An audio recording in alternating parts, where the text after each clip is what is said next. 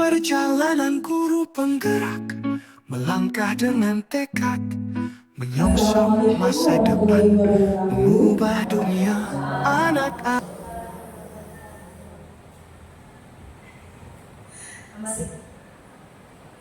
Selamat pagi Bapak Ibu sekalian. Hari ini kita bertemu untuk acara Disertasi Budaya Positif, yang mana susunan acaranya yang pertama yaitu berupa pembukaan. Marilah kita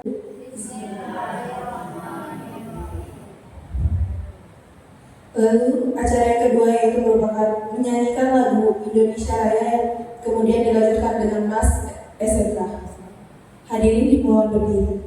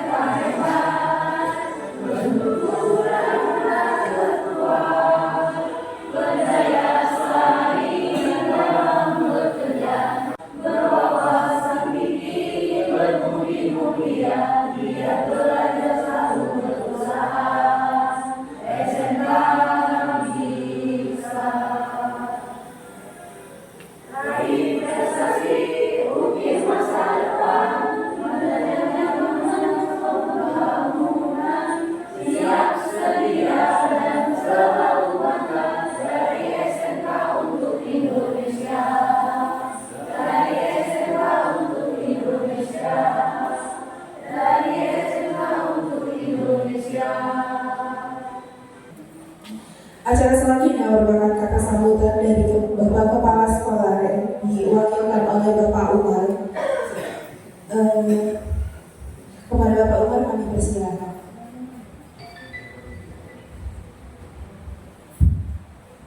Bismillahirrahmanirrahim. Assalamualaikum warahmatullahi wabarakatuh. Yang saya hormati rekan-rekan kepala sekolah, rekan Bapak Ibu guru, terkhusus Bapak Ibu guru calon guru anak. Pertama kepada kita panjatkan puji syukur kepada Allah Subhanahu wa taala bahwa siang ini kita diberikan keluarga kesehatan sehingga kita bisa mengikuti kegiatan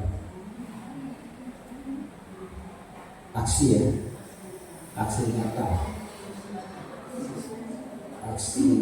demonstrasi budaya positif yang merupakan salah satu program dari CGP aksi nyata. Jadi merupakan kegiatan dari apa yang mereka dapatkan dari diunjuk kerja jadi sama saja dengan berbagi mengimplementasikan apa yang mereka dapatkan, berbagi dengan teman-teman atau guru-guru yang ada di SMK 1 Gayaku. Terlebih dahulu kami ucapkan terima kasih kepada Bapak Ibu guru yang menyenangkan kegiatan ini. Mudah-mudahan kegiatan ini dapat bermanfaat, khususnya untuk meningkatkan kegiatan pembelajaran di SMK 1 Gayaku. waktu kami usul kemarin ditanya berapa bukan ibu kasih guru nanya berapa jumlah guru SMP 1 yang sudah guru penggerak. Jadi yang sudah guru penggerak 1 ya, dua ya. CGP kami bilang kemarin yang CGP banyak, ada 5, 6, ada pendamping guru penggerak, ada ibu kasih guru mainannya. Jadi maksud kami nanti kepada rekan bapak ibu guru yang ada kesempatan silakan untuk mengikuti seleksi ya, seleksi CGP ya. Yakinlah bapak ibu, program yang dibuat oleh pemerintah pasti ada berdampak langsung terutama kepada bapak ibu guru yang sedang ya. Dan mungkin bapak pemerintah membuat program yang mengeluarkan dana yang begitu besar tidak ada manfaatnya, pasti ada manfaatnya ya, baik secara langsung pada dunia pendidikan maupun secara tidak langsung ya. Kemudian kami harapkan kepada rekan bapak ibu guru untuk mengikutinya dengan baik ya. Mudah-mudahan apa yang disampaikan oleh rekan-rekan CGP ya, mengimplementasikan apa yang mereka dapat ya dari pendamping guru penggerak, kemudian dari sumbernya mudah-mudahan bisa kita terapkan ya di sekolah kita ya. Mungkin itu saja ya, mungkin itu saja yang kami dapat sampaikan. Sekali lagi selamat kepada bapak ibu guru CGP, mudah-mudahan ya bisa mengikuti sampai akhir dan lulus menjadi guru penggerak ya. Guru penggerak ini banyak itu manfaatnya, salah satunya untuk karir yang bersangkutan ya, karir bersangkutan. Kemarin Ibu Kasih telah membaca Bismillahirrahmanirrahim, kegiatan ini secara resmi kami buka. Assalamualaikum warahmatullahi wabarakatuh.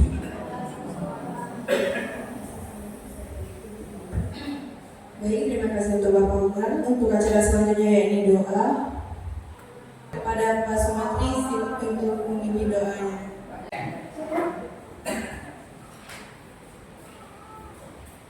Marilah kita bersama-sama berdoa, mudah-mudahan acara kita dilancarkan, kemudian kita mendapatkan ilmu yang bermanfaat untuk anak-anak masa depan. Bismillahirrahmanirrahim. Alhamdulillahirabbil alamin. Hamdan katsiran hamdan thayyiban. Rabbana hab lana min azwajina wa dzurriyyatina qurrata a'yun waj'alna lil muttaqina imama. Rabbi ishrah li sadri wa yassir li amri wahlul 'uqdatam min lisani yafqahu qawli. Rabbi zidna ilma warzuqna fahma yasifun. Wassalamu ala mursalin walhamdulillahi rabbil alamin. Ibu, marilah kita tutup acara ini dengan mengucapkan hamdalah.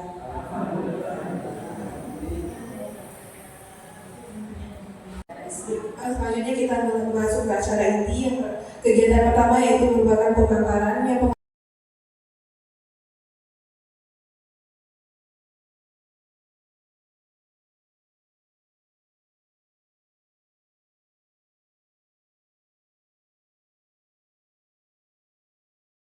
Bismillahirrahmanirrahim. Assalamualaikum warahmatullahi wabarakatuh.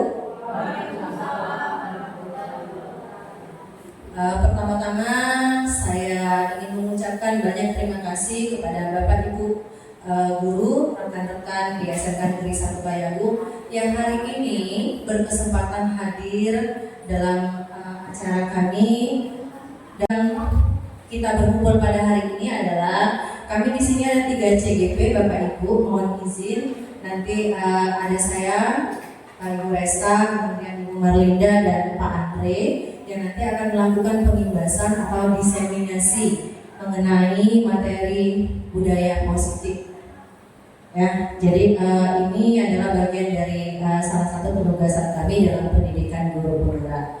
Izin Bapak Ibu saya berbicara di depan sini. Sebelumnya mohon maaf dan minta izinnya bukan menggurui atau mengajari, namun kami di sini bertiga melakukan pengibasan atau penyebaran materi atau diseminasi untuk materi dari budaya positif ini. Baik, langsung saja.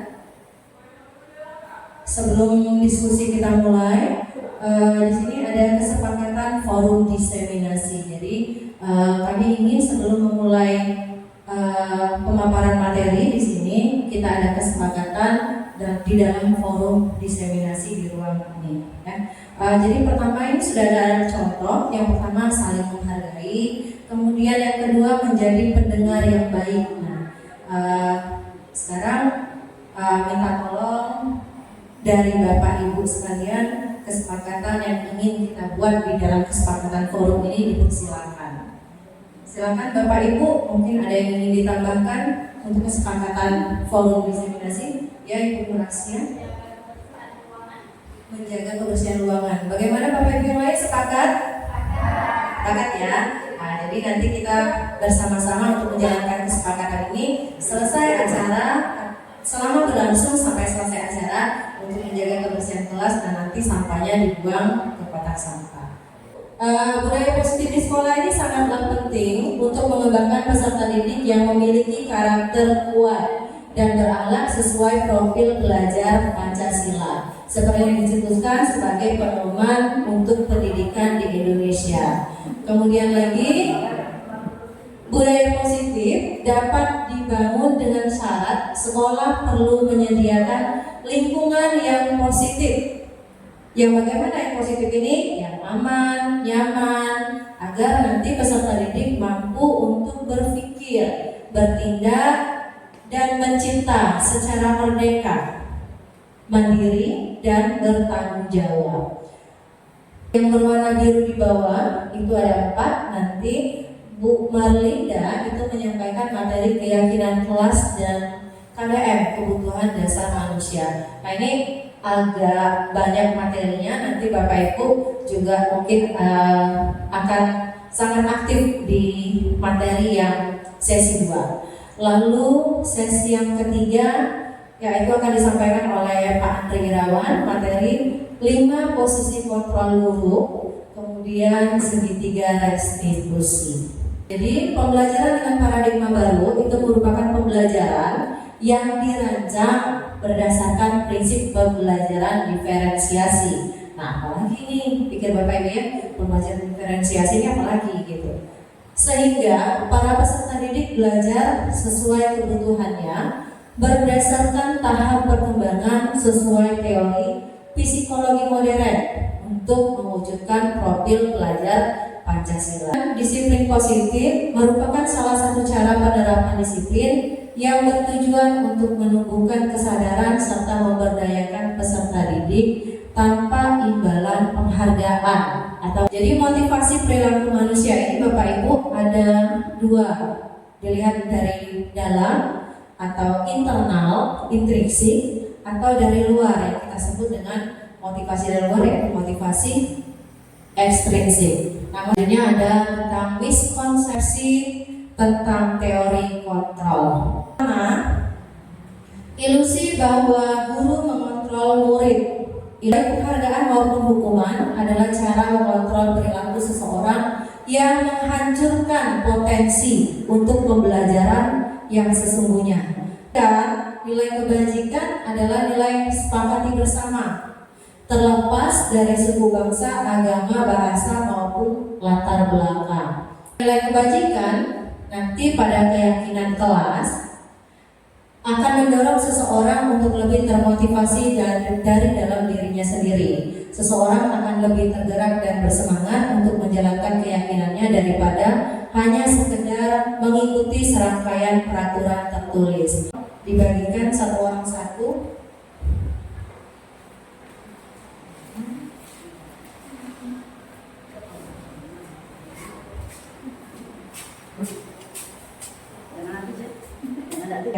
Silakan ditulis dulu, nanti kita tempel di sana ya.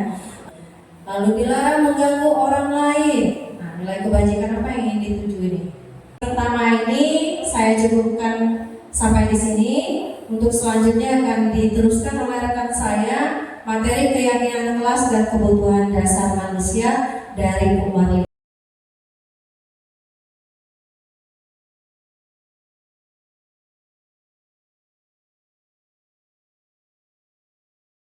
Dari sini akan kami uraikan dalam materi selanjutnya. Untuk berikutnya kami serahkan ke umat. Baiklah Bapak Ibu, Assalamualaikum warahmatullahi wabarakatuh. Saya di sini sebagai salah satu JGP yang dalam peserta aksi nyata diseminasi budaya positif.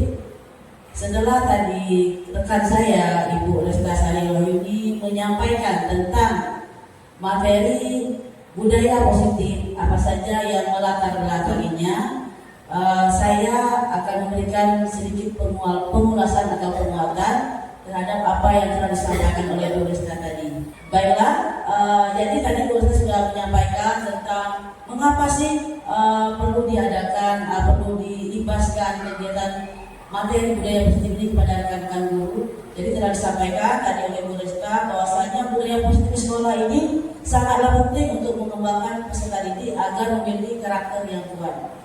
Jadi Bapak Ibu, intinya mengapa di sekolah kita ini perlu diadakan diseminasi ini, selain dari sebagai tugas kami sebagai peserta DGP, ini juga kita melihat bahwasanya terjadi miskomunikasi atau miskonsepsi bahwasanya selama ini kita menganggap hukuman atau penghargaan yang kita berikan kepada siswa itu adalah sesuatu yang dapat mengontrol murid kita.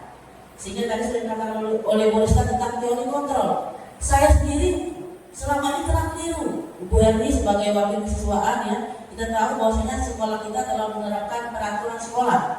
Nah, peraturan sekolah itu telah kita tetapkan.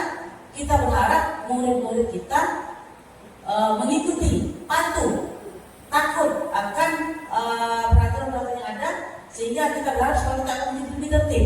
Itu yang selama ini. Dan ternyata saya dan termasuk teman-teman juga keliru. Mengapa keliru? Karena kita belum memahami konsep teori tentang budaya positif. Oleh karena itulah ini perlu diadakan. Nah, jadi telah disampaikan tadi, ini akan disampaikan hari ini. Jadi dalam budaya positif ini ada paradigma baru tadi sudah disampaikan oleh Bu Resta tentang pembelajaran berdiferensiasi. Mungkin rekan-rekan sudah sedikit tahu apa itu berdiferensiasi, bahwasanya berbeda-beda. Perbedaan atau berdiferensiasi ini ada 3 hal yang dapat kita lakukan teknisnya di kelas. 1, berbeda kontennya. Konten apa? Konten materi yang kita sampaikan dari tingkatan yang paling mudah, sedang, dan sulit.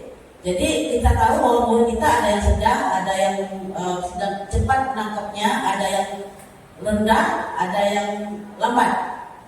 Lambat dengan rendah sama ya, sedang, tinggi, sedang, lambat. Nah, berdiferensiasi konten ini kita membedakan dari materinya. Kemudian berdiferensiasi selanjutnya kita lakukan dengan cara berbeda atau bervariasi metodenya. Mungkin ada kita menggunakan metode diskusi untuk siswa yang senang berdiskusi, atau kita menggunakan video untuk siswa yang lebih gaya belajarnya suka visual ya Bu Diana ya, atau mungkin dengan bergerak kinestetik, mungkin dengan praktik. Nah, variasi metode pelajaran itu juga termasuk dengan pembelajaran berdiferensiasi. Selanjutnya misalnya yang mengajar produktif, misalnya Ibu Maimunah atau guru yang lain, atau Bu bahasa Indonesia Ibu Eda dengan Ibu Sulianita. Selain dari menggunakan metode dengan konten tadi, kita bisa menggunakan variasi dalam hal produk yang dihasilkan. Jadi misalnya nih, saya belajar IPAS mau pelajar makhluk hidup. Ketika sudah pelajaran, anak disuruh membuat laporan hasil pembelajaran. Nah, diferensiasi produk ini kita memberikan pilihan kepada anak. Boleh membuat laporan dalam bentuk PPT, atau boleh membuat laporan dalam bentuk Word, atau video, atau misalnya ditulis tangan tapi yang rapi sesuai dengan format yang ada. Nah, Variasi itulah yang dinamakan dengan diferensiasi. Anak tentu akan memilih sesuai dengan yang kemampuan, kesenangan, dan yang dia bisa gitu. Yang hobi misalnya membuat video konten itu tidak dapat berlaku bentuk video. Jadi kita tidak boleh lagi membakukan harus dalam bentuk video. Nah, sedangkan anak tidak sampai kemampuan sampai di sana. Itu ya, itu namanya pembelajaran berdeviasi produk. Selanjutnya, tadi sudah dikatakan bahwasanya mengapa kita perlu mempelajari tentang budaya positif ini? Karena dengan adanya disiplin positif ini, jika semua warga sekolah sudah menerapkan disiplin positif, maka budaya positif di lingkungan sekolah kita akan tercipta dengan sendirinya. Jadi disiplin positif ini bukan hanya dari guru, satu atau dua orang guru, namun dari semua warga sekolah. Azan ya. Kita dengarkan azan dulu ya. Bisa di pause dulu nak. Terima kasih. Baiklah, tadi untuk alur penerapan disiplin positif di sekolah tadi telah saya sampaikan bahwasanya semua warga sekolah itu berperan serta dalam terciptanya disiplin positif yang ada di sekolah. Tidak bisa melibatkan satu atau dua orang, namun semua warga sekolah perlu terlibat dalam hal ini, mulai dari guru, kepala sekolah, guru BK, murid, tenaga administrasi semuanya mempunyai peran yang penting dalam terbentuknya menjadi budaya atau biasanya disiplin positif ini. Selanjutnya tentang motivasi perilaku manusia, telah disampaikan oleh Bu Rizka tadi tentang 3 motivasi perilaku manusia ini. Intinya saya ingin menambahkan bahwasanya motivasi yang paling besar dan paling berperan dalam kita sebagai individu adalah motivasi dari dalam diri, ya Bu Diana setuju ya, dari dalam diri. Ini sudah tahu dari sebelumnya, dari dalam diri kita sendiri. Karena sebesar apapun, sekuat apapun kita membuat peraturan, Bu Erni melarang anak melompat pagar, misalnya sekolah membuat peraturan tentang melompat pagar, setinggi apapun pagar yang kita buat, ya Bu Endang ya, 3 meter, 4 meter, 5 meter, ada saja cara siswa untuk melompat pagar. Selagi apa? Selagi ada niat dan dalam dirinya untuk melompat pagar. Nah, tujuan kita apa? Bukan meninggikan pagarnya, tapi menumbuhkan kesadaran dari dalam diri siswa agar mereka tidak lagi melompat pagar. Mereka sadar bahwasanya, oh saya ini melompat pagar itu salah. Jadi yang benar adalah masuk dari depan. Nah, menumbuhkan kesadaran itulah yang paling penting yang perlu kita lakukan. Bukan karena takut masuk CCTV, bukan karena takut dengan Bu Erni jaga di gerbang atau dengan Pak Sapul gerbang, tapi ada dari kesadaran dari dalam diri siswa itu sendiri. Lanjut tentang teori kontrol. Nah, tadi sudah didemonstrasikan oleh Bu Resta tadi. Jadi intinya, sebagaimanapun orang membujuk, merayu, atau mengancam untuk melakukan sesuatu, tidak akan dilakukan kalau individu itu tidak mau melakukannya. Jadi untuk murid yang biasa-biasa saja mungkin takut dengan ancaman, takut nanti aku dihukum disuruh pulang, takut. Namun ada sebagian murid juga yang tidak takut, sudah biasa saja, ya, tidak takut dengan ancaman, tidak mempan bujukan seperti tadi Bu Maria, tidak mempan bujukan, tidak mempan ancaman dan sebagainya. Nah, begitu juga dengan murid, tidak takut dia nanti diberhentikan, tidak takut. Kenapa? Karena memang sadar tidak ada kontrol dirinya itu yang tidak mau mematuhi peraturan. Jadi bagaimana kita merubah paradigma siswa tadi supaya dia mau membuka dirinya, supaya dia membuka kontrol dirinya, supaya terbuka dengan keyakinan yang ada di sekolah. Apa sih yang dimaksud dengan dihukum oleh penghargaan? Selama ini kita tahu penghargaan itu bagus, ya Bu Diana, Bu Erni ya. Seperti kita mengadakan lomba diberi penghargaan, siswa kelas dan mesin diberi penghargaan. Penghargaan bagus, namun tidak dalam jangka yang panjang. Jangka pendek pun tidak boleh sering-sering dilakukan. Mengapa? Karena penghargaan itu tadi sudah dikatakan oleh Bu Resta dapat merusak hubungan. Ada yang dapat penghargaan, yang juara 1 terbaik kebersihan kelas, yang lain iri, bermalam, berkelahi, bertengkar. Ada yang penghargaan menurunkan kualitas. Jadi motivasi sudah bergeser. Mulai kita berharap anak sadar untuk membersihkan kelasnya sendiri, akhirnya motivasi mereka nunggu ada penilaian kelas saja kita bersihkan kelas. Kalau nggak ada penilaian juga memberikan penghargaan dan juga mengurangi kecepatan, mematikan di sini bukan maksudnya membuat orang menjadi mati, bukan. Mematikan di sini, mematikan kreativitas. Jadi anak kalau nggak dapat penghargaan nggak berkreativitas. Nah, padahal kreativitas itu ada pada diri kita, mau melakukan atau tidak, ya.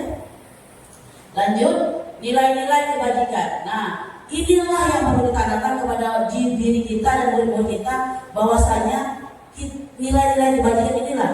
Kenapa? Karena kalau kita sudah tanam nilai-nilai kebajikan ini, tidak perlu lagi bujukan, rayuan, ancaman, nggak tahu. Pokoknya aku datang ke sekolah, hadir mengikuti pelajaran sekolah, aktif di sekolah. Nggak tahu itu gurunya masuk atau tidak, aku beritahu sekolah. Itu namanya anaknya sudah tertanam nilai kebajikan. Kontrol dirinya sudah bagus, motivasi dirinya sudah bagus. Seperti halnya kita sebagai guru, pokoknya hadir ke sekolah, ada tidak ada kelas sekolah, hadir ke sekolah. Itu namanya kita sudah memiliki keyakinan dalam diri kita. Jadi demikianlah ulasan saya tentang sesi pertama ini. Nanti akan kita lanjutkan tentang keyakinan kelak dan kebutuhan dasar manusia, restitusi, dan posisi kontrol guru. Demikianlah saya akhiri dengan ucapan hamdalah.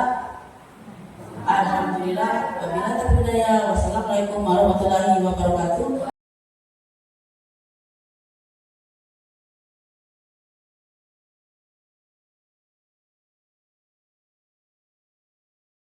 Assalamualaikum warahmatullahi wabarakatuh.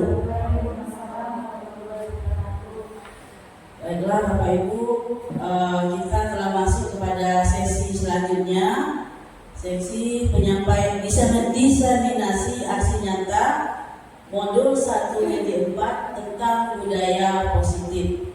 Tadi kita telah berbagi bersama sharing tentang motivasi, paradigma baru dalam pembelajaran, kemudian tentang teori kontrol, dan juga tentang nilai kebajikan. Sekarang kita akan membahas atau sharing tentang keyakinan sekolah atau keyakinan kelas. Namun sebelum kita lanjutkan, kita kembali ke kesepakatan forum diseminasi yang telah tadi kita sepakati bersama. Dari kesepakatan yang telah kita tentukan tadi, apakah ada yang akan diubah atau ditambahkan Bapak Ibu? Sudah sepakat? Cukup ya? Baiklah, kalau cukup berarti kita setuju ya bahwasanya kesepakatan kita yaitu saling menghargai, menjadi pendengar yang baik, menjaga kebersihan ruangan, keluar masuk ruangan dengan tertib, dan menggunakan HP dengan bijak. Selanjutnya, biar kita segar, ini habis disoma, makan siang, habis sholat ya, kita SPJ dulu. Bisa minta waktunya Bapak Ibu, nanti kita lanjutkan lagi sambil makan es krimnya. Ya, ini SPJ kita sambil makan es krim gitu ya. Kudapan siang kita ini sederhana saja, kita sambil duduk nggak apa-apa. Ini SPJ ini sambil mengetes kefokusan atau kesiapan Bapak Ibu untuk mengikuti materi ini. SPJ-nya tepuk 1, 2, 3, 4, 5. Kalau tadi Bu Resta tepuk apa ini? Tepuk semangat. Ini tepuk 1, 2, 3, 4, 5. Seperti apa tepuknya? Tepuknya itu ada kata-katanya. Kalau saya bilang 1, maka tepuknya sekali dan bilangnya yes ya. Seperti ini. Tepuk 1, yes. Ya. Kita perhatikan dulu. Tepuk 1, yes. Tepuk 2, oke. Maksud kata oke gitu ya. Tepuk 2, oke. Tepuk 3, semangat ya. Tepuk 3, semangat. Yang keempat,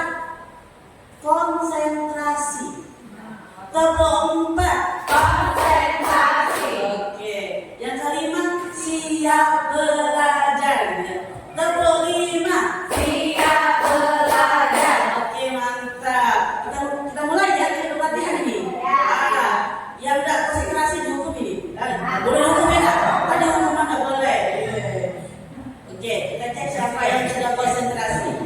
Beritanya, cluenya ikuti jari saya.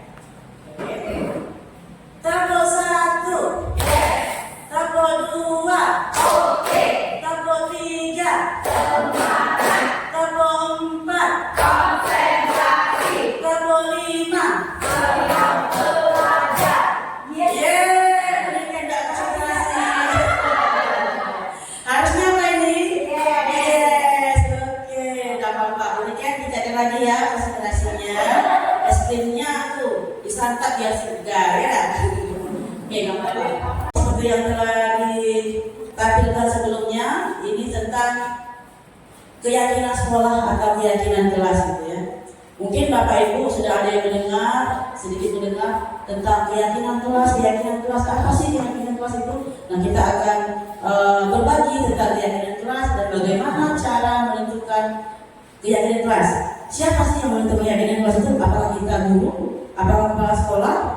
Apakah siswa? Gitu ya. Nanti kita sama-sama kita bahas. Jadi di sini peraturan atau keyakinan kelas. Apakah keyakinan kelas sama dengan peraturan kelas? Dari yang Bapak Ibu ketahui selama ini, samakah peraturan kelas dengan keyakinan kelas? Bapak Ibu? Pak Menteri? Beda ya Pak Menteri ya? Oke, beda dengan Pak Menteri. Bapak Ibu yang lain? Sama, oke, ada yang sama, ada yang beda. Kita lihat jawabannya, samakah keyakinan dengan peraturan? Jawabannya adalah tidak sama. Benar sekali Pak Menteri, tidak sama. Betul kan Pak Menteri? Kira-kira apakah alasannya tidak sama itu Pak Menteri? Pertama, kalau peraturan ada kalau peraturan itu ada tertulis ya. Terus kalau keyakinan itu tumbuh dari naluri kita sendiri. Oke, terima kasih Pak. Tangan dong buat peraturan luar biasa. Jadi kalau peraturan itu tertulis ya Pak Menterinya, Pak Menteri, kalau keyakinan timbul dari dalam diri. Ya, benar juga apa yang disampaikan oleh Pak Menteri. Karena kita tahu selama ini peraturan sudah baku ya ditetapkan oleh pihak sekolah misalnya kan. Terus peraturan sekolah tadi yang sudah ditetapkan oleh sekolah diterapkan di kelas hingga menjadi peraturan kelas. Dan itu biasanya tertulis. Nah, keyakinan kelas ini timbul dari hati. Benar juga yang telah disampaikan oleh Pak Menteri, karena keyakinan kelas ini memang itu adalah nilai-nilai kebaikan yang kita harapkan untuk ditanamkan dalam diri masing-masing sehingga menjadi motivasi intrinsik dalam diri kita. Ini jawaban tepatnya lagi perbedaannya Pak teman-teman, Bapak Ibu guru, bahwasanya peraturan kelas itu adalah seperangkat aturan dan pedoman yang ditetapkan oleh guru dan harus dipatuhi oleh seluruh murid. Jadi guru atau sekolah yang menentukan kehendak guru dan kehendak sekolah, dan murid harus mematuhinya. Peraturan kelas biasanya dibuat oleh guru atau sekolah tanpa melibatkan murid. Jadi murid masuk ke sekolah kita bergabung dengan SMK Negeri Bayu Aku, peraturan sudah ada. Sekolah membuat peraturan atas keinginan sekolah. Nah, itulah yang disebut dengan peraturan sekolah.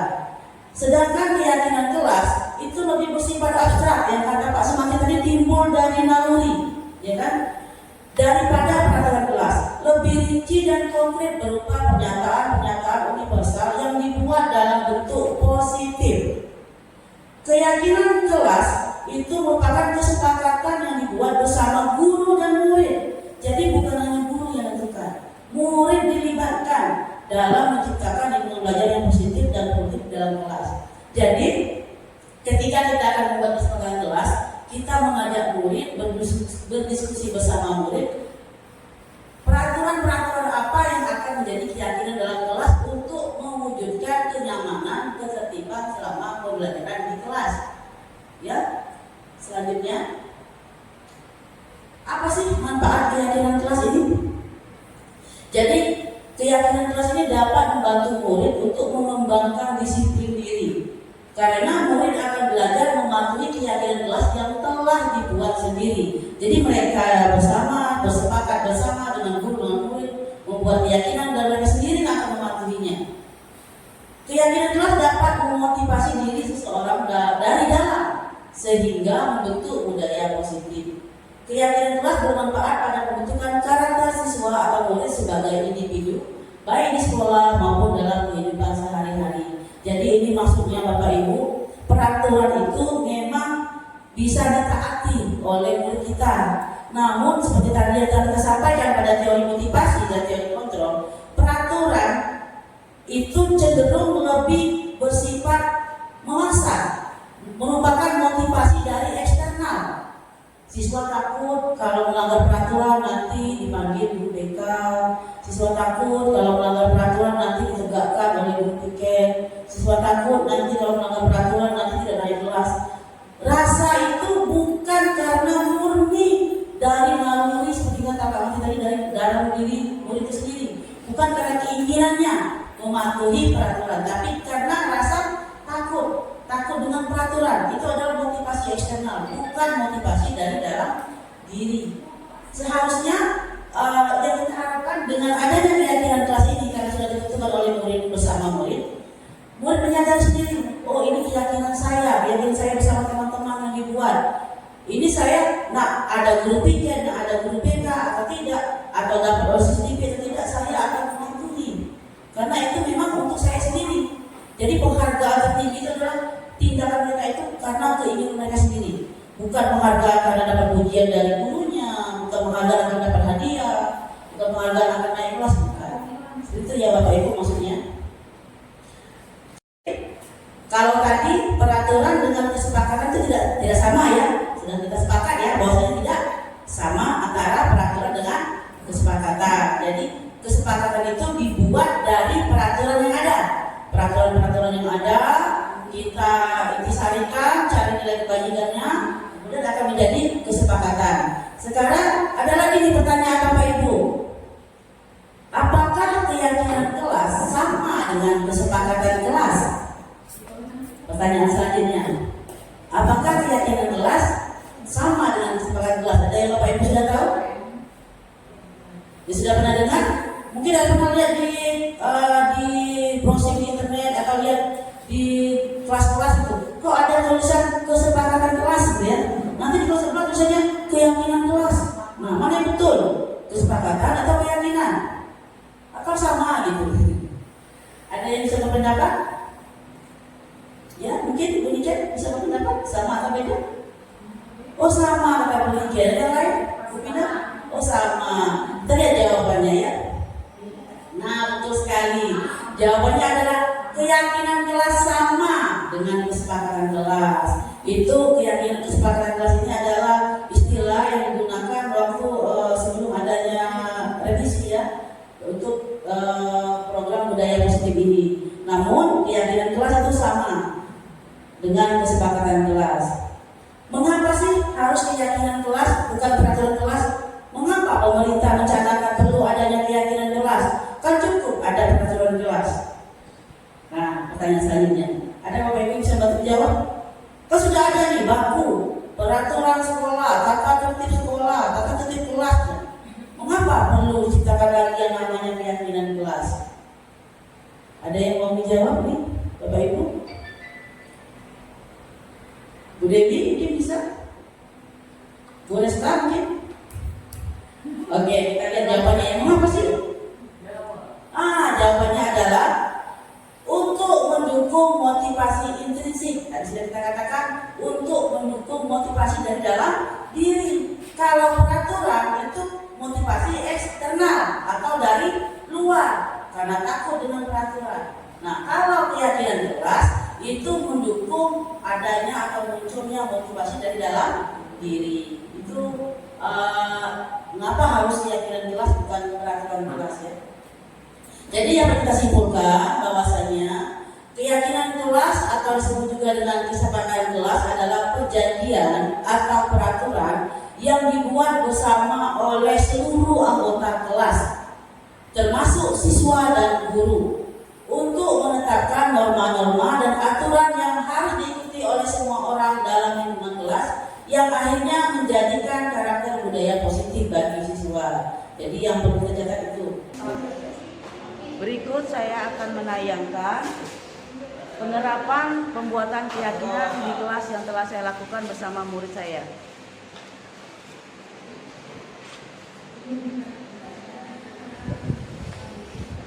Jadi pada tahap pertama ini saya mengajak para murid untuk menyebutkan peraturan-peraturan yang ada di kelas yang selama ini mereka ketahui dan mereka gunakan untuk mendukung pembelajaran yang ada di kelas. Karena semua siswa saya libatkan dalam pembuatan peraturan kelas ini, saya menggunakan kertas post-it atau sticky note untuk efektivitasnya. Setelah anak-anak membuat peraturan kelasnya di sticky note atau post-it, mereka menempelkan di papan tulis peraturan-peraturan yang mereka buat yang menurut mereka dapat mendukung proses pembelajaran.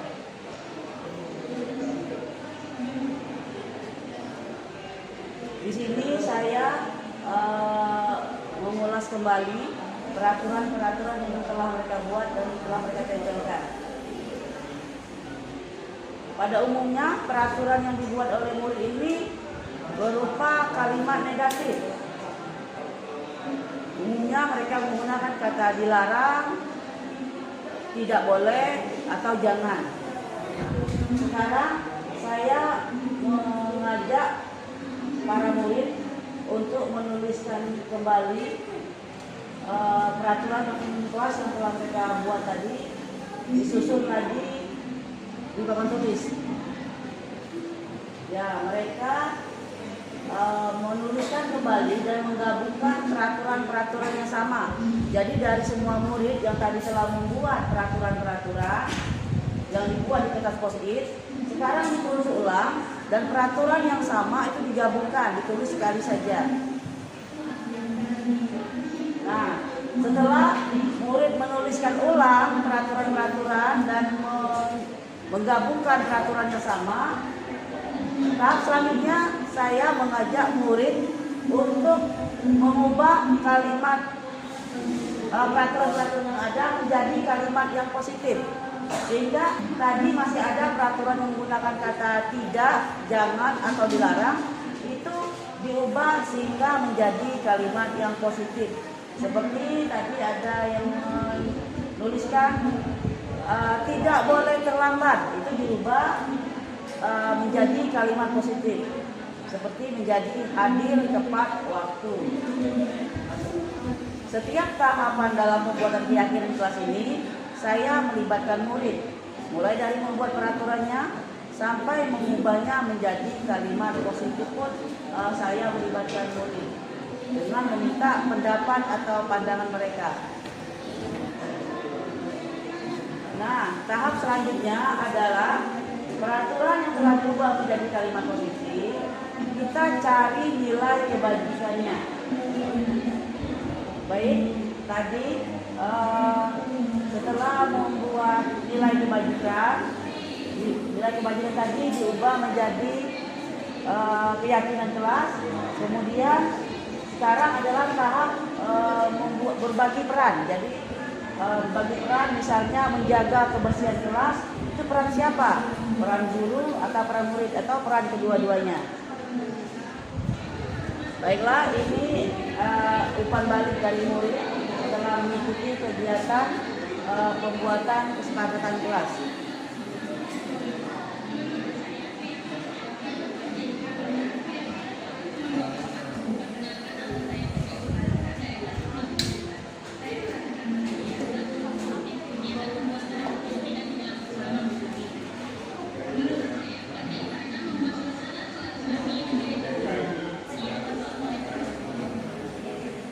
Baik, demikianlah penerapan pembuatan keyakinan di kelas yang telah saya lakukan bersama murid. Jadi perasaan saya Bapak Ibu setelah saya mengajak murid-murid membuat keyakinan kelas ini, saya merasa bahagia melihat murid-murid begitu bersemangat ketika diajak membuat keyakinan kelas. Kemudian setelah menerapkan pembuatan keyakinan kelas, ya saya pembelajaran yang saya dapat di sini bahwasanya pembuatan keyakinan kelas itu tidak sulit ya. Bahwasanya yang tadi bilang, alangkah susahnya membuat keyakinan kelas, di mana memerlukan tahapan dari mengubah peraturan, kemudian mencari menjadikan kalimat positif. Ternyata itu tidak begitu sulit dan malah seru untuk dilakukan bersama murid-murid kita. Dan setelah saya menerapkan ke pembuatan keyakinan kelas ini, saya jadi bersemangat untuk mengimbaskan pembuatan keyakinan kelas ini kepada rekan-rekan Bapak Ibu guru sekalian. Oke, sekarang kita saatnya simulasi. Jadi kami berharap setelah Bapak Ibu mengikuti kegiatan diseminasi ini, Bapak Ibu yang sudah pernah mendengar atau mengetahui bisa langsung menerapkan di kelas, yang belum juga bisa mengikuti dan menerapkan di kelas, yang sudah pernah dan sudah membuat seperti saya lihat kemarin, pasti Bu Maimuna sudah ada, ya Bu Maimuna. Iya, saya sudah di kelas Bu Maimuna sudah ada kesepakatan kelas, di beberapa kelas sudah ada juga kesepakatan kelas. Mungkin yang belum bisa mengikuti juga bagaimana cara membuat kesepakatan kelas. Saja Bapak Ibu mengambil dari internet, tapi itu untuk diadaptasi saja, disesuaikan dengan kesepakatan dengan murid. Jangan sampai apa yang kita ambil dari internet, kita copy, kita print, itu tidak sesuai dengan keadaan di kelas kita, tidak sesuai dengan keinginan dari para murid kita. Jadi kita akan mempraktikkan dalam membuat keyakinan kelas, bagaimana langkah-langkahnya, memberikan kesempatan kepada siswa untuk berpendapat tentang peraturan yang perlu disepakati. Kita gali dengan anak-anak. Nah, peraturan-peraturan sekolah apa yang kalian ketahui yang bermanfaat bagi kita untuk mendukung kegiatan pelajaran yang ada di kelas. Kita data, gitu ya, dengan anak. Kemudian masukkanlah ke dalam catatan, gitu ya. Dalam kertas boleh tulis, boleh tulis di kertas, ditempel, boleh. Nanti peraturan kelas itu kita ubah jadi kalimat yang positif. Kita ambil nilai kebajikannya, kita jadikan keyakinan kelas. Kemudian kita ambil kalau yang sama-sama kita gabungkan. Oh ini sama, mirip. Kita gabungkan, gitu ya, jadi satu. Nah, untuk keyakinan kelas tadi, ini tahapannya. Tadi sudah disampaikan oleh Bu Resta ya, tentang nilai kebajikan. Tapi kita ulang sedikit lagi, karena memang nilai kebajikan ini adalah salah satu tahapan dalam membuat keyakinan kelas. Minta tolong kepada Ibu Resta bantuannya untuk membagikan sticky note-nya pada rekan-rekan. Jadi dari peraturan kelas yang ada, kita akan membuat menjadi kalimat positif. Bapak Ibu boleh menambahkan peraturan yang ada di sini, ditambah yang lain yang tidak ada. Boleh misalnya. Oh, kami mau menambahkan peraturan ini, boleh. Di luar ini juga boleh kalau mau ditambahkan. Kalau untuk latihan boleh yang ini saja dulu. Jadi peraturan-peraturan ini kita dapatkan dari mana? Dari bertanya dengan murid ya. Anak-anak, peraturan-peraturan apakah yang perlu kita taati saat belajar tadi kan? Atau di sekolah ini kita data. Mungkin siswa itu lebih dari ini Bapak Ibu. Mungkin ada 15 dari siswa. Atau semua siswa memberikan pendapatnya tentang peraturan. Perlu kita semua Bapak Ibu peraturan yang ada. Karena mungkin peraturan itu ada yang mirip nilai kebajikannya, yang bisa jadikan satu gitu ya. Namun kita perlu menggali semua dari murid tentang peraturan yang ada ini. Untuk sementara silakan kita biar untuk menghemat waktu gitu ya, kita pakai yang ini dulu peraturannya. Ya Bapak Ibu. Jadi jangan ikuti saya, Bapak Ibu jangan ikuti saya di kelas. Bapak Ibu nanti di kelas menanyakan kepada murid peraturan apa yang akan ditaati gitu yang ada di sekolah ini yang harus kita taati. Nah salah satu contohnya ada 8 ini. Sudah punya semua Bapak Ibu sebenarnya. Bapak Ibu tidak perlu lagi menulis peraturannya. Cukup tahap selanjutnya dari peraturan ini adalah kita mengubah peraturan yang ada ini menjadi kalimat positif. Apa itu kalimat positif Bapak Ibu? Kalimat positif itu adalah kalimat perintah yang berisi anjuran atau arahan, bukan berupa larangan. Contoh kalimat negatif misalnya tidak, jangan, dilarang, itu negatif. Nah, yang masih negatif kita ubah menjadi kalimat positif. Jadi tugas Bapak Ibu sekarang mungkin kita berbagi ya, biar nggak terlalu banyak yang tulis ya, kita berbagi saja. Untuk Ibu Koko, kalimat pertama membuat kalimat positifnya. Ibu Endang, kalimat kedua. Selanjutnya mungkin Ibu Diana, kalimat ketiga, atau mungkin diskusi ya, mungkin bisa berdiskusi kali ya, kita berdiskusi saja. Ibu Endang dengan Bu Koko kalimat pertama, Bu Diana dengan Pak Menteri kalimat kedua, Bu Maimunah dengan Bu Putri kalimat ketiga, kemudian Bu Erni dengan Bu Amer kalimat keempat, Bu Pina dengan Bu Pepi kalimat kelima, Pak Jupri kalimat keenam, Bu Dewi kalimat ketujuh, sendirian ya. Bu Niken, ya ada teman itu. Bu Niken kalimat ke-8, Pak Amer kalimat ke-9 ya. Yang jomblo sendirian saja. Ya.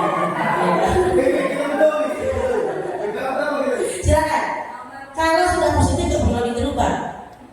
Kalau sudah positif tidak perlu lagi dirubah. Yang perlu dirubah adalah yang negatif saja, gitu ya. Iya. Yang negatif saja dirubah. Oke. Silakan diskusikan kalimat yang tadi positif atau negatif. Kalau sudah positif tidak perlu lagi dirubah. Yang perlu dirubah adalah yang negatif.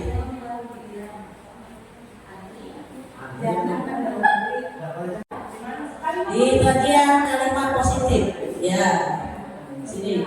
Yang nomor berapa? Satu ya? Tiga. Ini nomor berapa?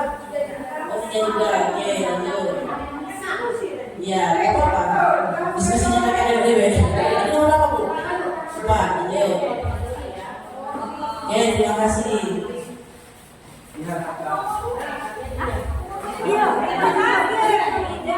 Berapa Bu? Satu. Sekali dong. Lanjut.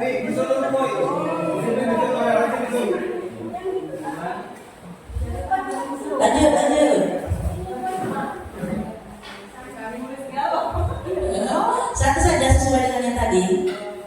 Nomor berapa Bu ini? Berapa? Kelima, 4, 5, ini 5. 8, oke. Lanjut Bu Dewi. Nah, iya. Ya, 2. Ya, 5. Ya, 2 kemudian. Ya. Oke, makasih Bu Diana. 1, 2, 3, 4, 5, 6, 7 belum? Siapa yang 7? Tadi siapa yang 7 ya? Berita 7. Nah, 7 belum. Coba Pak Andre tulisan 7 Pak Andre. Niken belum ya? Niken ya? Sudah. Siapa yang 7? Pak Jupri ya? Pak Jupri 7. Pak Jupri 7 itu sudah positif. Tinggal terus saja. 6 sudah ada. Tadi kan jomblo. Pak Dewi dengan Pak Jupri jomblo tadi sendiri-sendiri.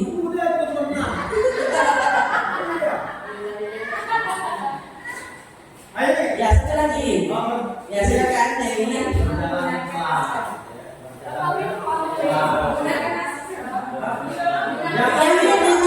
gunakan masker.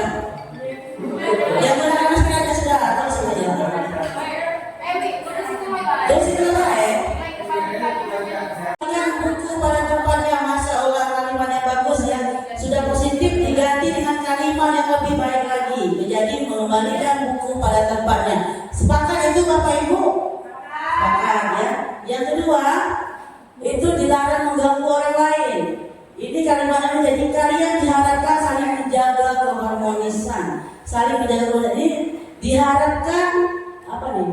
Dan saling menjaga keharmonisan sama. Berarti saling menjaga keharmonisan kalimatnya yang kedua positifnya. Yang ketiga, hadir setelah 15 menit. Hadir di sekolah 15 menit sebelum pembelajaran dimulai. Tetap ya, ini hadir di sekolah sebelum dimulai. Hadir di sekolah sebelum dimulai. Boleh, tidak apa-apa. Tetap tulisnya. Atau kalau mau diganti, hadir tepat waktu juga boleh ya Bapak Ibu ya.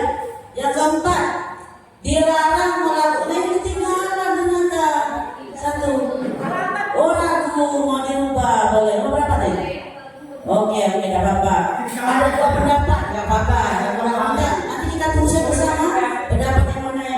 itu ya. Yang nomor 4, dilarang melakukan kekerasan. Itu kalimat negatif, sepakat ya Bapak Ibu, kita ganti menjadi kalimat yang positif, yaitu berperilaku yang baik sesama teman di kelas. Sepakat ya Bapak Ibu itu. Dilarang melakukan kekerasan menjadi berperilaku yang baik sesama teman di kelas. Maka ya positif ya. Yang kelima, dilarang menggunakan narkoba. Ini menggunakan narkoba membahayakan diri sendiri.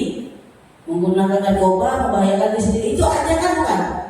Kayak ada kan ya? Kayak bukan kalimat ajakan ya, kayak kalimat pemberitahuan kayaknya ya.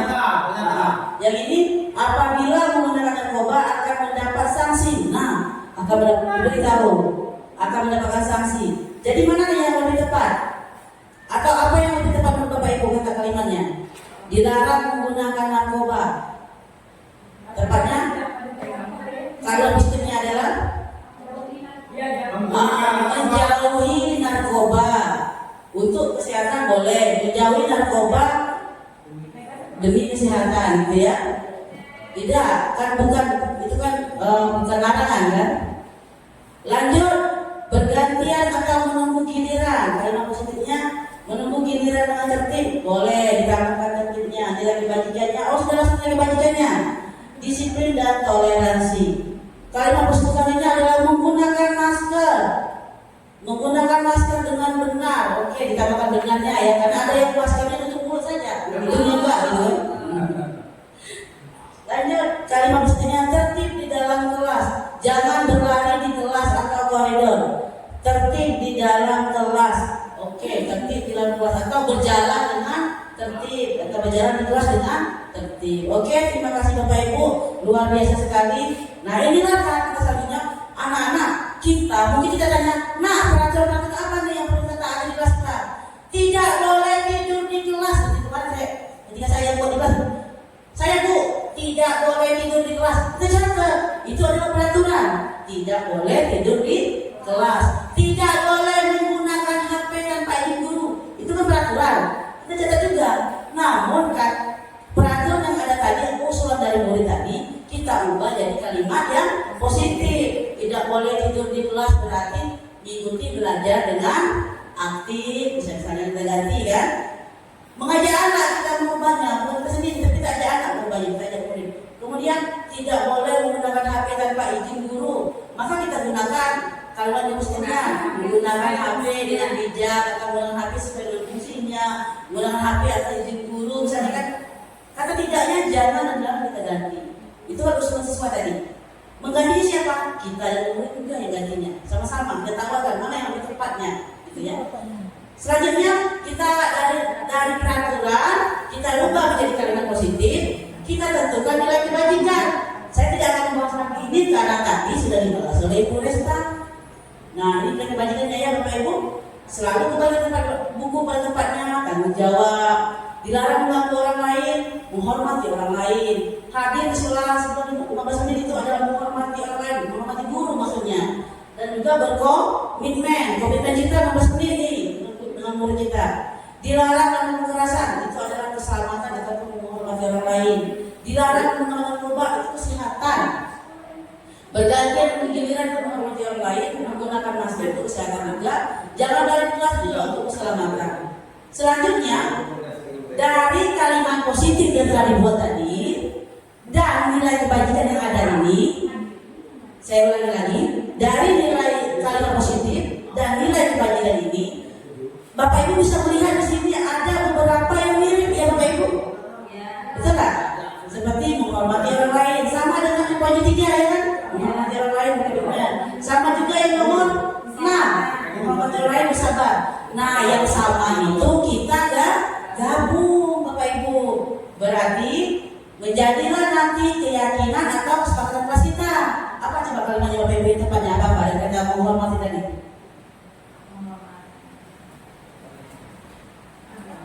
Tadi kan kita lihat beberapa yang sama. Nah, yang sama ini kita gabung Bapak Ibu.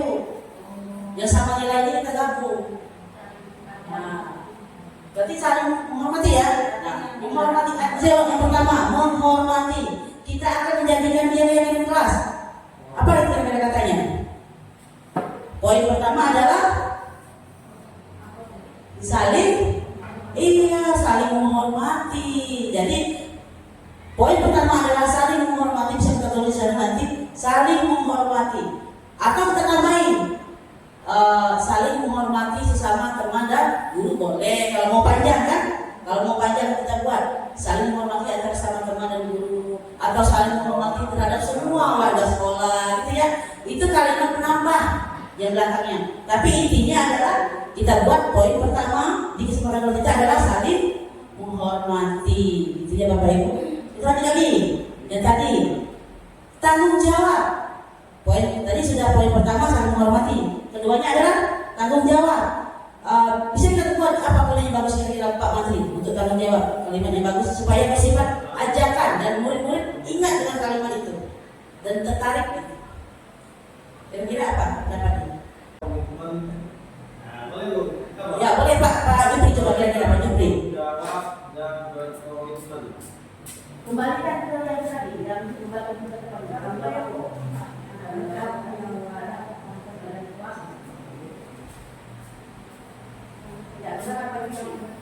ini yang tanggung jawab. Ya. Yang poin 1 kan? Ya. Tadi sudah menghormati kapasitasnya kan? Tanggung jawabnya cuma dia sendiri.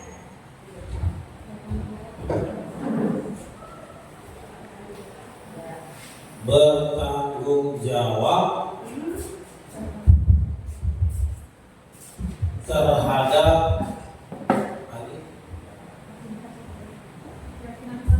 bertanggung jawab untuk menjaga fasilitas yang ada di kelas. Oke. Bertanggung jawab saat itu ya. Ya, bertanggung jawab untuk menjaga. Tanggung jawab untuk untuk menjaga fasilitas yang ada di kelas. Untuk menjaga fasilitas yang ada di kelas ya. Ya. Oke. Terima kasih Pak Jupri, bagus sekali kalimatnya. Ya, sami-sami. Ya. Ya, seperti kira-kira Bapak Ibu. Selanjutnya.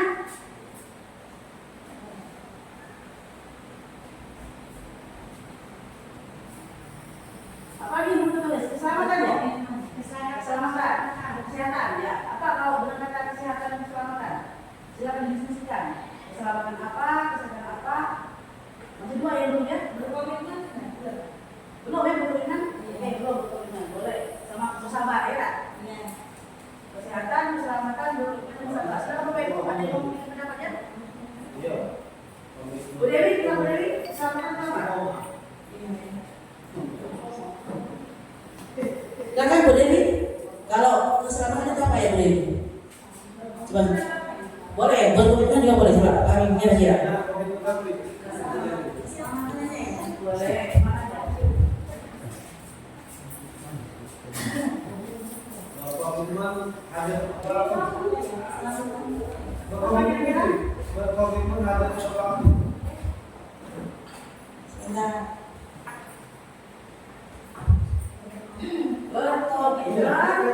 Oke, berkomitmen ya, berkomitmen dalam kehadiran di dalam kelas, hadir tepat waktu, iya, berkomitmen hadir tepat waktu di dalam kelas. Oke, terima kasih Bu Dewi. Lanjut, keselamatan sekali lagi. Mungkin ternyata keselamatan. Sekarang tadi ini seperti ini. Ya. Coba ya. Keselamatan atau keselamatan? Saling menjaga. Apa kira-kira benar? Atau bagaimana? Keselamatan. Ya. Menghormati Pak. Menghormati perasaan. Menghormati hak asasi manusia. Iya, menghormati hak asasi manusia. Dari kata keselamatan. Benar. Saling saling menghargai. Saling menghargai. Ya. Yes. Saling menghargai. Mengutamakan keselamatan teman. Dan mengutamakan Keselamatan teman. Utamakan keselamatan aja ya. Ya. Keselamatan. Untuk diri sendiri juga harus selamat kan? Ya, Ya, keselamatan. Ayo, kesehatan lagi. Kesehatan. Baik, lihat lagi. Jangan lagi kesehatan. Ini gue nih, kan tidak? Berarti kesehatan. Kesehatan. Menanyakan kabar. Menanyakan kabar. Ya, menjaga kesehatan lahir dan batin.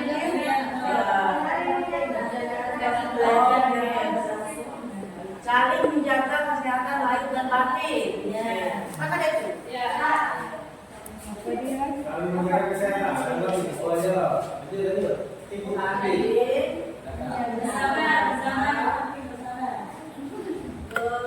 Bukan masker. Iya, Satu lagi bersabar atau bersabar. Mana kamar? Oh ya, bersabar atau bersabar. Bersabar nanti giliran. Bersabar nanti giliran tuh. Bersabar dalam kegiatan berinteraksi kali ya. Ini Bu. Itu kan berkaitan dengan bersabar dalam bersosialisasi, betul kan? Selalu bersabar dalam situasi itu enggak ya. Selalu bersabar dalam setiap situasi. Terakhir keamanan. Keamanan? Ya. Coba keamanan. Luarnya menjaga keamanan apa keamanan? Menjaga keamanan kelas. Oke, bisa. Makasih Bu Betty. Menjaga keamanan. Oke, terima kasih.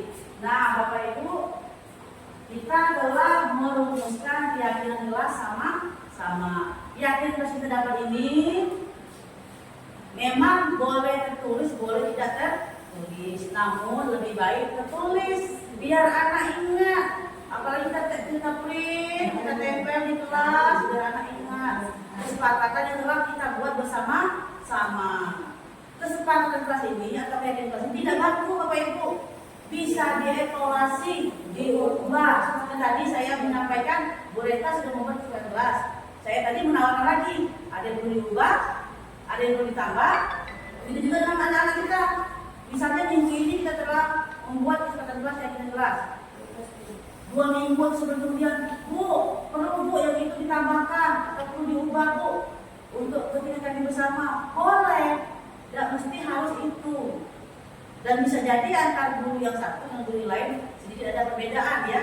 Namun tidak bertentangan dengan visi dan aturan sekolah. Antar itu keyakinan kelas yang kita tetapkan di kelas gitu ya.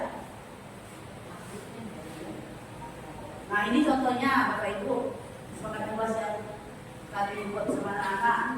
Bersama tadi ya, datang kelas tepat waktu, menjaga kebersihan kelas, memakai seragam sesuai kelas sekolah, keluar kelas harus ada izin guru.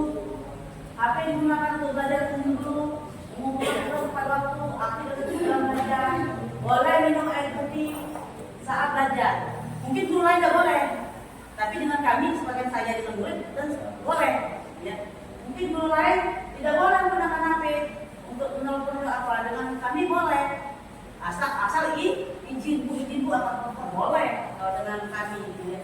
Dengan guru lain tidak boleh. Ya silakan kesepakatan bersama. Oke, ini yang dari Bu Resta. Nah, selanjutnya adalah kebutuhan dasar manusia. Apakah boleh dengan Pak Adri menurunkan kekuatan itu? Langsung baik. Oke, jadi nggak perlu lagi sedikit ya. Aja ya, bikinnya. Nanti aja Pak Adri ada bikinnya. Ini aja. Tebak gambar. Sebelum kita masuk ke materi selanjutnya manusia, ada tebak gambar. Nah, bisa lihat merangkai kalimat dari gambar gambar ini? Apa Bu? Putri silakan. G sama dengan K, artinya kelas. Jadi guru. Coba lihat, ada kelas, ada bermacam kelas, beragam kelas, budaya. Keyakinan kelas. Itu kan keyakinan. Iya betul, itu adalah keyakinan kelas ya. Laki-laki adalah kebutuhan dasar manusia. Bapak Ibu, materi selanjutnya adalah kebutuhan dasar manusia. Jadi apa itu kebutuhan dasar manusia? Adalah segala sesuatu yang kita lakukan untuk mendapatkan apa yang kita inginkan, atau seluruh tindakan yang kita lakukan memiliki tujuan tertentu. Jadi kebutuhan dasar manusia itu maksudnya segala tindak tanduk perilaku kita sebagai manusia, sebagai individu punya alasan. Baik perbuatan yang positif maupun perbuatan yang negatif punya alasan, punya sebab. Misalnya anak nakal gitu ya, misalnya suka mengganggu temannya, itu ada alasannya, ada sebabnya. Alasan atau sebab itu yang disebut dengan kebutuhan dasar manusia. Mungkin dia ini suka mengganggu temannya karena minta perhatian, ternyata di rumahnya kurang perhatian dari orang tuanya. Ya, mungkin ada lagi anak yang sering keluar masuk kalau kita lagi belajar. Oh ternyata anak ini punya kebutuhan, ya Bu silakan, ya silakan. Punya kebutuhan kebebasan, dia lebih senang bebas, sehingga membuat dia di kelas tidak betah, dia butuh bebas, susana yang baru gitu ya. Lanjut. Nah inilah kebutuhan dasar manusia menurut penelitian yang ada 5 kebutuhannya. Pertama, kebutuhan akan penguasaan, kesenangan, bertahan hidup, kebebasan, kasih sayang, dan rasa diterima. Apa itu kebutuhan bertahan hidup? Adalah kebutuhan yang bersifat fisiologis untuk bertahan hidup, misalnya kesehatan, rumah, dan makanan. Jadi kebutuhan biologis ini sebagai bahan dari proses termasuk kebutuhan untuk tetap bertahan hidup yang meliputi kebutuhan akan perasaan aman, kasih sayang, dan rasa diterima. Itu kebutuhan ini, dan 3 kebutuhan berikutnya adalah kebutuhan psikologis. Kebutuhan ini untuk disayangi dan diterima meliputi kebutuhan akan hubungan dan koneksi sosial. Jadi perasaan kasih sayang, cinta itu adalah kebutuhan dasar yang memang dibutuhkan oleh manusia ya. Kita mungkin menghadapi murid-murid kita yang misalnya nakal, banyak tingkah, ternyata kita sedikit dia berkembang. Kenapa berkembang? Kurangnya kasih sayang dari orang tuanya. Tidak ditemukan, sehingga dia melampiaskan dengan perilaku di sekolah, berharap mendapatkan perhatian dan kasih sayang dari gurunya dan dari temannya ya. Penguasaan, ada juga kebutuhan dasar manusia karena penguasaan, kebutuhan pengakuan atas kemampuannya. Kebutuhan ini berhubungan dengan kekuatan untuk mencapai sesuatu, menjadi kompeten, menjadi terampil, diakui atas berprestasi, dan keterampilan agar didengarkan dan memiliki rasa harga diri. Selanjutnya adalah kebutuhan akan kebebasan yang sudah saya sampaikan, adalah kebutuhan akan kemandirian, otonomi, memiliki pilihan dan mampu mengendalikan arah hidup seseorang. Ada anak dengan kebutuhan kebebasan yang tinggi, memiliki pilihan, mereka perlu banyak bergerak, suka mencoba-coba, tidak terpengaruh oleh orang lain dan senang mencoba hal baru dan menarik. Jadi kalau di kelas anak tidak bisa diam, itu berarti anak sebab kemungkinan besar adalah karena dia punya kebutuhan dasar kebebasan yang tidak terpenuhi. Selanjutnya adalah kesenangan. Kebutuhan akan kesenangan adalah kebutuhan untuk mencari kesenangan, bermain dan tertawa. Bayangkan hidup tanpa menyenangkan apapun betapa menyedihkan ya. Jadi kebutuhan akan kesenangan ini dengan belajar sudah dihubungkan oleh Gilesar bahwasanya jika murid di kelas kita misalnya apa nih, dia tadi butuh perhatian ya, sesuai program Bu suka membuat lelucon. Sering kan Bapak Ibu mengajar, misalnya saya ngajar goyangin nyentuh, teman-temannya tertawa. Saya ngomong lagi sedikit, nyentuh lagi. Itu kadang membuat rasa kita ingin marah ya, mungkin Bu Edi setuju, ingin marah. Nah itu ternyata murid kita itu dia gagal dalam memenuhi rasa kesenangan ini tadi. Jadi dengan dia membuat lelucon-lelucon yang membuat orang lain ketawa, dia senang gitu ya. Itulah kebutuhan rasa kesenangan salah satunya. Nah ini gambaran contoh-contohnya Bapak Ibu, 5 kebutuhan dasar manusia tadi yang bertahan hidup. Contohnya makanan, pakaian, tempat tinggal, keamanan, kesehatan. Untuk yang kasih sayangnya ini ada rasa diterima, dipedulikan, berbagi, bersama, penguasaan harga diri, dianggap yang memimpin, berprestasi dan diakui dengan. Untuk kebebasan yang mandiri, mencoba hal baru, mengendalikan dirinya, terakhir kesenangan, bermain, humor, antusiasme dan tertawa. Mengapa guru perlu memahami kebutuhan dasar manusia? Guru harus memahami kebutuhan dasar setiap muridnya karena setiap murid kita memiliki cara pandang yang berbeda-beda. Jadi kita harus paham 5 hal tadi. Kita bisa menemukan siswa ini nakal. Kita lihat, oh ternyata anak ini nakal karena kurang perhatian, karena kurang kasih sayang. Oh masuk ke sini. Oh anak ini ternyata butuh kesenangan. Juga membuat ujian berarti dia butuh kesenangan. Jadi dengan kita paham 5 kebutuhan ini, kita jadi bisa mengetahui kebutuhan apa anak. Jadi kita bisa mendekati anak. Oh ternyata kamu ini bisa kita atasi. Kemudian selain itu apa lagi manfaatnya? Bisa menjadi bahan pertimbangan bagi guru untuk menentukan strategi dalam pembelajaran dan juga dalam mengantisipasi serta mengatasi persoalan yang berkaitan dengan murid. Bagaimana cara mengatasinya nanti akan disampaikan oleh Pak Andre dengan penerapan segitiga restitusi dan posisi kontrol guru nanti. Nah, ini ada kasus ini Bapak Ibu. Saya rasa ini nggak usah lagi ya, tapi nggak apa-apa. Saya baca sedikit kasusnya. Ada kasus Ibu Tri, guru dan wali kelas sedang bingung menghadapi ulas salah satu muridnya di kelas itu Tommy. Beberapa anak telah mengeluhkan Tommy seringkali meminta bekal makan siang mereka dengan paksa. Jika Anda, kita sebagai Bapak Ibu guru menghadapi situasi seperti yang Ibu Tri, apa yang akan kita lakukan? Menurut Anda kira-kira apa alasan Tommy melakukan itu? Ada kira-kira Bapak Ibu yang mendapat alasannya? Tommy memaksa minta makanan? Karena apa kira-kira? Kita tebak. Karena lapar, bisa jadi karena lapar. Apalagi?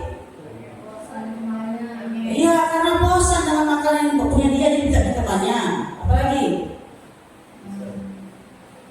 Bisa dia karena iseng saja, betul. Karena ikut temannya ya. Oke, semua itu berhubungan dengan kebutuhan dasar tadi Bapak Ibu.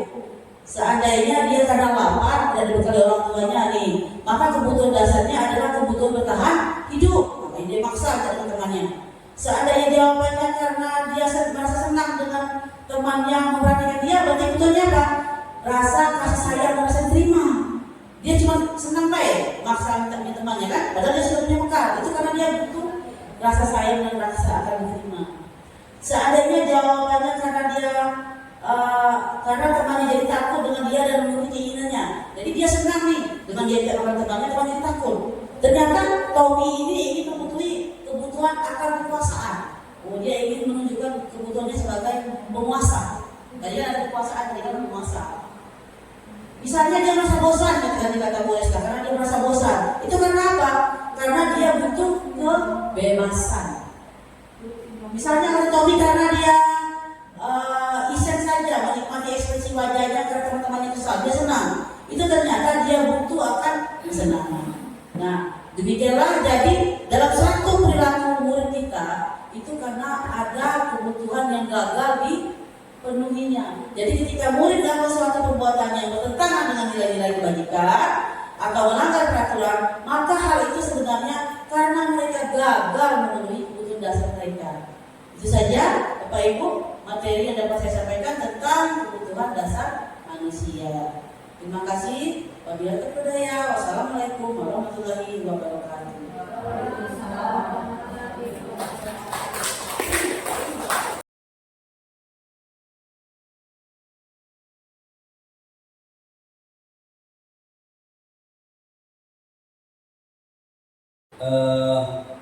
Tentang 5 posisi kontrol. Di sini ada sebuah pertanyaan atau kalimat. Terus di sini coba Bapak Ibu amati kira-kira siapa yang mengatakan kalimat-kalimat ini. Coba Bapak Ibu tuliskan dari kalimat pertanyaan yang ada di sebelah kiri tabel itu kira-kira siapa yang mengatakan kalimat itu, atau guru pada posisi kontrol apa yang mengatakan itu. Tadi sudah disebutkan ada guru sebagai penghukum, ada guru sebagai pembuat rasa bersalah, guru sebagai teman, guru sebagai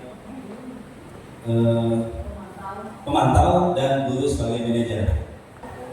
Ya, nantinya akan dilanjutkan penguatan oleh Ibu Resta dan Bu Marinda, dan mungkin dilanjutkan dengan tanya jawab.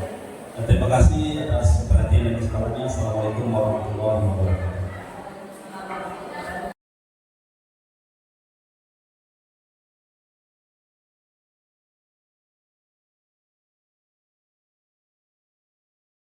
Baiklah, Assalamualaikum warahmatullahi wabarakatuh. Saya akan memberikan penguatan untuk materi sesi ketiga ini, yaitu mengenai posisi kontrol guru dan juga penerapan segitiga restitusi.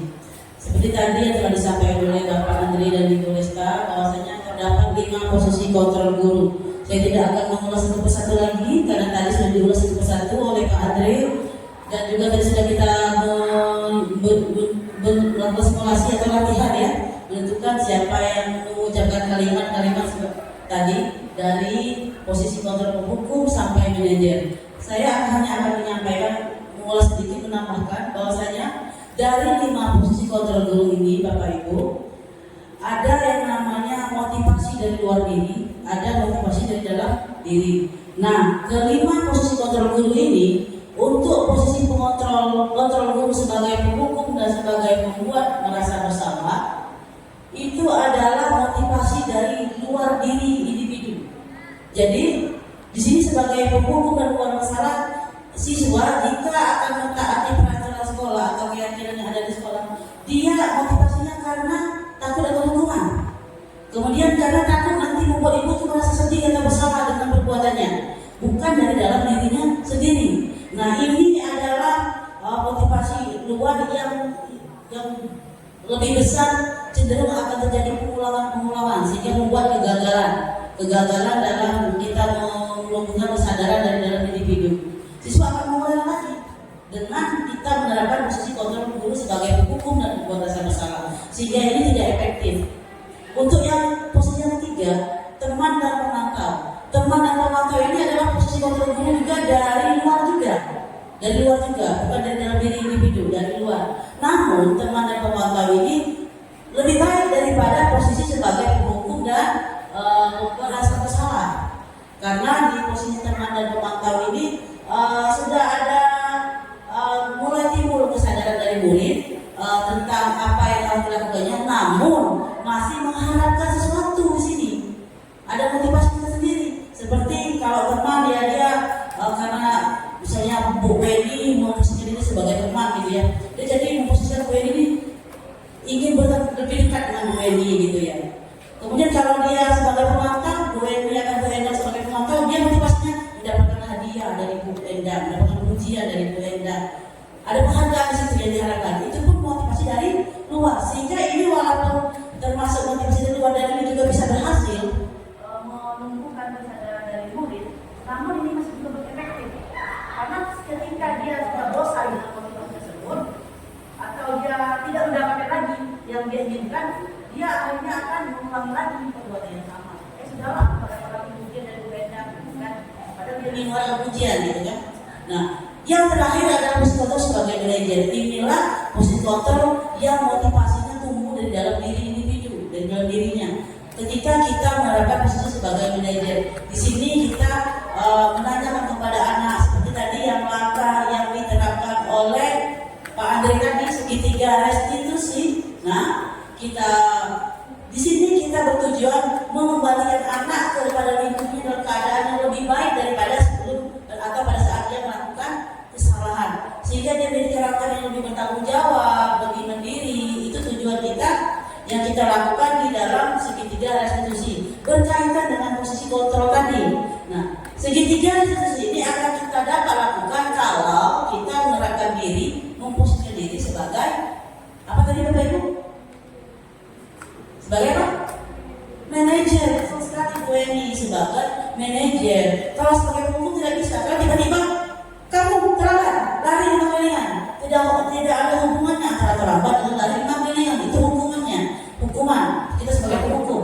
Atau misalnya kamu terlambat, ibu ya Allah nak, kamu udah resign dengan ibu, itu kan rasa bersalah. Nah, itu anak berusaha menghindari itu supaya dia tidak dihukum atau supaya dia tidak resign dengan kita. Itu masalah lagi, bukan kita tidak dalam dia.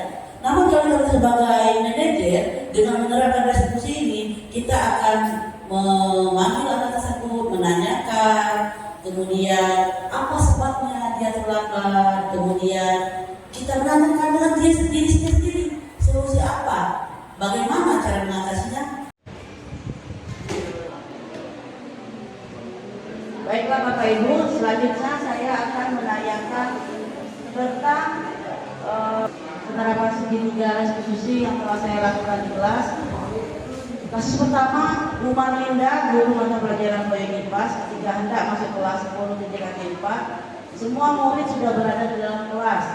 Bu Marlinda melihat bahwa teras dan selokan depan kelas banyak sampah bekas makanan. Bu Marlinda melihat data piket dan memerintahkan semua murid yang piket kelas untuk maju ke depan menghadap Bu Marlinda.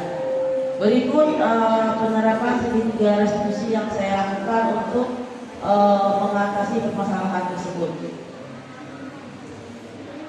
Ini gambar keadaan kelasnya, depan kelasnya.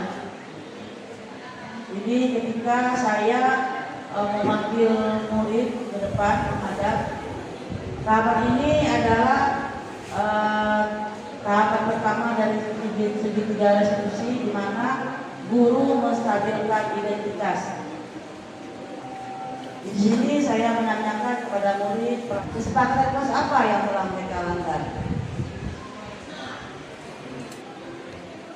Pada tahapan ini saya menanyakan pada mereka apakah mereka menyadari kesalahan yang telah mereka lakukan, terus apakah mereka telah menyadari bahwasanya mereka telah melanggar kesepakatan kelas. Kemudian saya menanyakan juga solusi pada mereka akibat dari perbuatan pelanggaran yang mereka lakukan. Alhamdulillah mereka menyadari kesalahannya dan mereka memberikan solusi untuk melakukan piket kelas. Berikut umpan balik atau refleksi dari mereka setelah saya melakukan penerapan segitiga restitusi.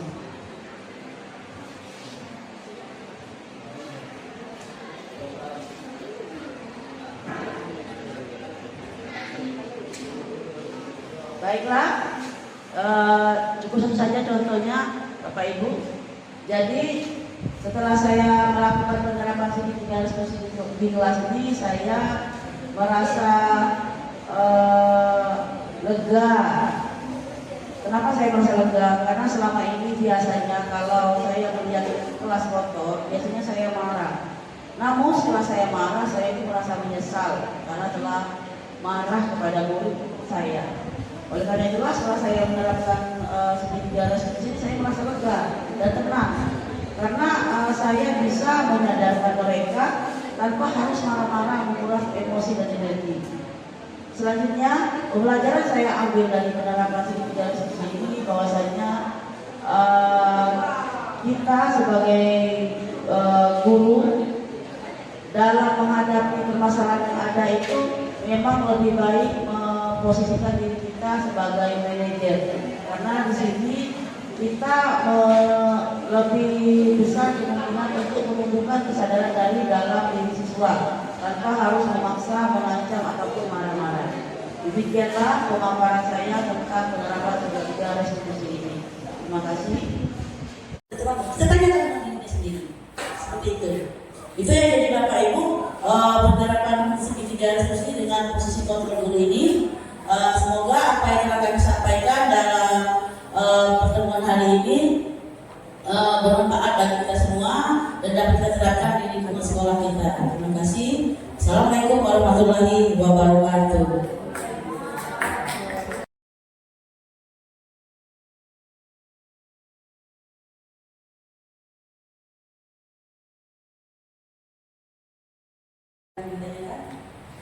Oke, ada pertanyaan kepada Bu Weni dulu ya. Pada Bu Weni, silakan. Oke, terima kasih. Assalamualaikum warahmatullahi wabarakatuh. melihat dari 5 kebutuhan dasar manusia yang akan saya tanyakan dan melihat situasi anak-anak di sekolahan kita ini, saya melihat anak-anak di sekolah ini masih banyak belum terpenuhi kebutuhan yang 5 kebutuhan dasar ini, baik dari pertama kasih sayang, puasaan, kebebasan, dan kesenangan. Ditambah lagi yang agama mungkin didikan dari kedua orang tua masuk kemana ini? 1, 2, 3 kasih sayang.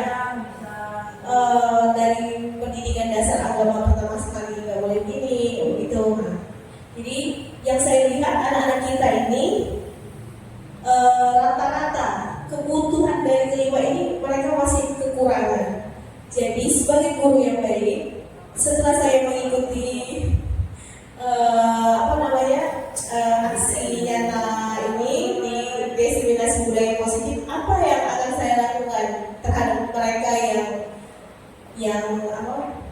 yang tingkahnya mungkin perilakunya kurang berkenan kita sebagai guru, apa yang akan kita sebaiknya apa yang akan kita lakukan? Assalamualaikum warahmatullahi wabarakatuh. Waalaikumsalam warahmatullahi wabarakatuh. Terima kasih Bu Weni atas pertanyaannya. Jadi saya tangkap tadi, jadi apa yang ditanya oleh Bu Weni adalah untuk kita karena banyak belum terpenuhinya kebutuhan dasar manusia ini, apa sikap kita sebagai guru untuk menghadapi murid tersebut.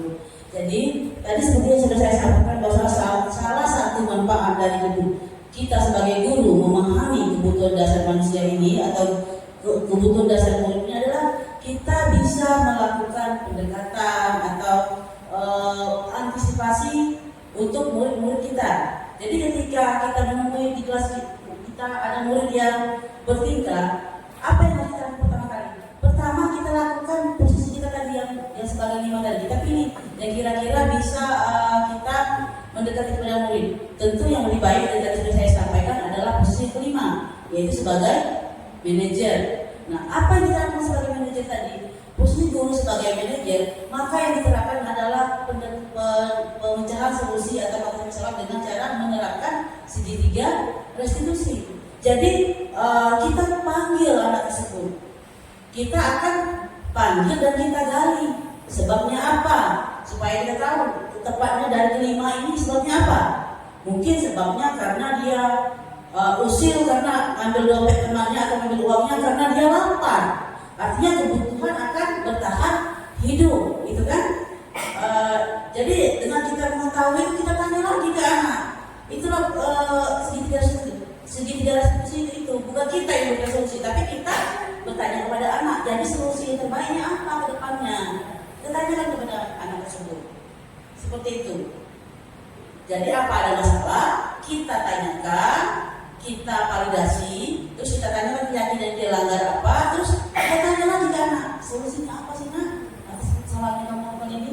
Misalnya kalau dia karena ingin kekuasaan, ini senang-senang, kita tanya lagi ke mereka. Nah itulah segitiga restitusi tadi.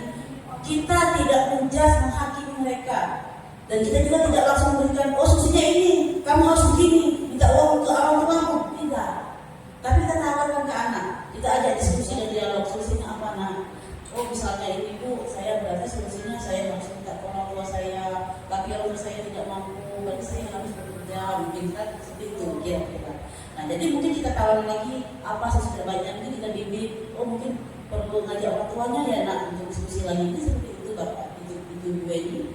Jadi apapun masalah anak, kita panggil anaknya, kita terapkan posisi kita sebagai manajer, dan kita terapkan segitiga restitusi untuk memecahkan permasalahannya.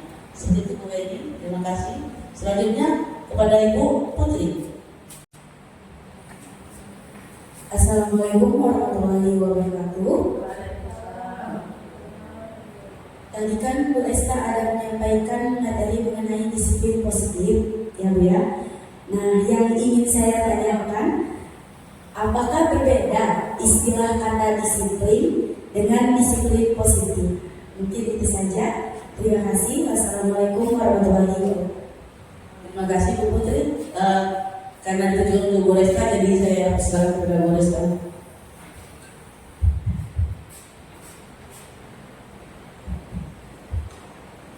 Baik, terima kasih Bu Putri atas pertanyaannya. Jadi yang saya tangkap materi tentang disiplin positif yang di awal sesi pertama tadi saya sampaikan. Jadi apakah berbeda antara disiplin dan disiplin positif begitu ya? Jadi di sini pemahaman bahasa. Jadi kalau kata disiplin ini lebih mengarah kepada cara bagaimana sikap perilaku insan dalam hal ini murid itu untuk mematuhi taat dan patuh terhadap peraturan, itu disiplin. Namun dalam hal ini yang selalu kami sebutkan disiplin positif gitu. Disiplin positif ini lebih kepada salah satu pendekatan untuk mengontrol diri siswa. Mengontrol diri siswa bagaimana cara dia untuk menyelesaikan permasalahan sendiri.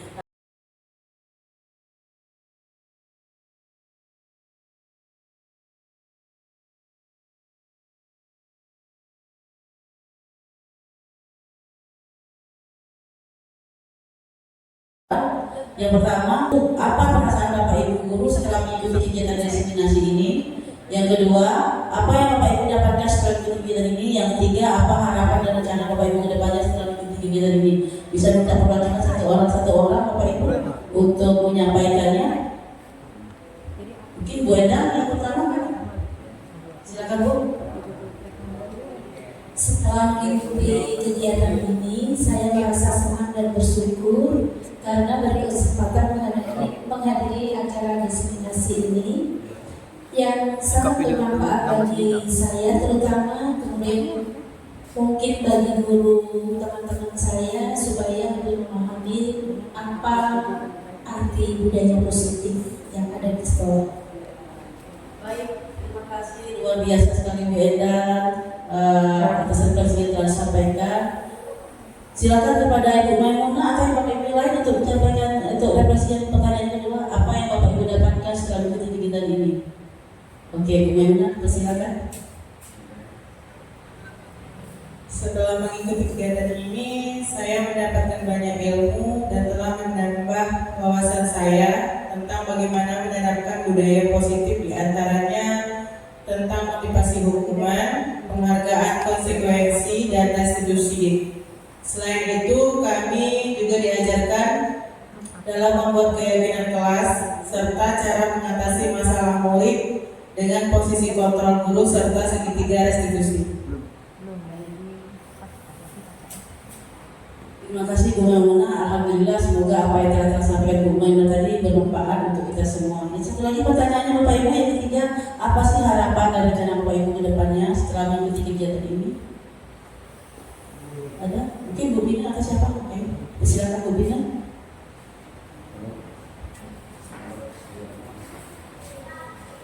Setelah mengikuti kegiatan ini, saya menjadi terinspirasi dan merasa termotivasi untuk menerapkan disiplin positif di kelas yang saya ajar. Saya akan mengajak murid untuk membuat keyakinan kelas, menerapkan posisi kontrol sebagai teman, pemantau, dan manajer, dan menerapkan segitiga restitusi dalam memecahkan permasalahan murid. Terima kasih. Baik, amin ya rabbal alamin. Semoga harapan dan rencana Bapak Ibu dan kita semua ke depannya dapat tercapai dan sekolah kita menjadi sekolah yang lebih. Assalamualaikum warahmatullahi wabarakatuh. Saya Vina Rosmari Mendasari, pengajar mata pelajaran bahasa Inggris. Saya merasa bersyukur setelah mengikuti kegiatan ini karena saya mendapatkan banyak ilmu dan pengetahuan tentang bagaimana menerapkan budaya positif seperti hukuman, penghargaan, keyakinan kelas, posisi kontrol guru, dan segitiga restitusi. Saya menjadi terinspirasi untuk menerapkan dalam pembelajaran saya di kelas. Terima kasih. Wassalamualaikum warahmatullahi wabarakatuh.